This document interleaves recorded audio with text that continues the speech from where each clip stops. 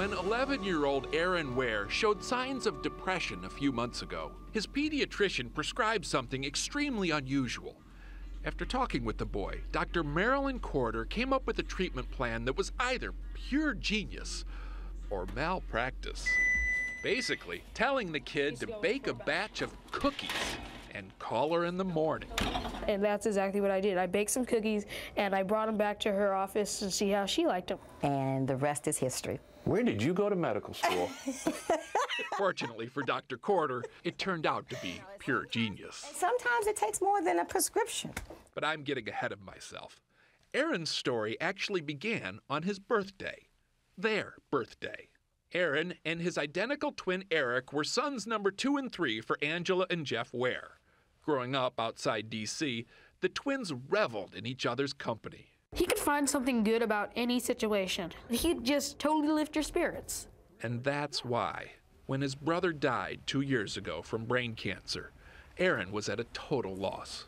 For a while, he thought he would come back. He'd write notes to him, and the next morning he'd see if Eric wrote back. You can't explain that to a child. And Angela says time didn't help either. He seemed to be getting more and more depressed.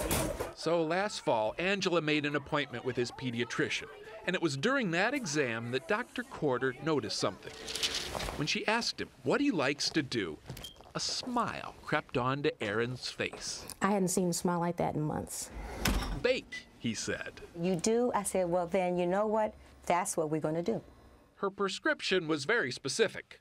Start a baking company. Come up with a name for the company. Write a business plan. And she reached in her pocket, handed him $20, and she said, I'm going to be your first investor. It gave me something to do, and we did everything together, so having nothing to do is like not living. So I started baking, and I just loved it. These are made with love. His company is called Dojangles. Aaron has one employee, his older brother, Bryce, who works for $2 a day. That's it. He won't even let me eat any cookies until he makes a profit out of it. They sell mostly to friends and family, donating half of all proceeds to the children's charities that helped Eric. Of course, Aaron still wishes he could talk to his twin, but at least now he has a pretty good idea of what Eric might say. He wouldn't want me to just sit in my bed watching TV trying to forget. He would want me to do something that I love. Good cookie. Yeah.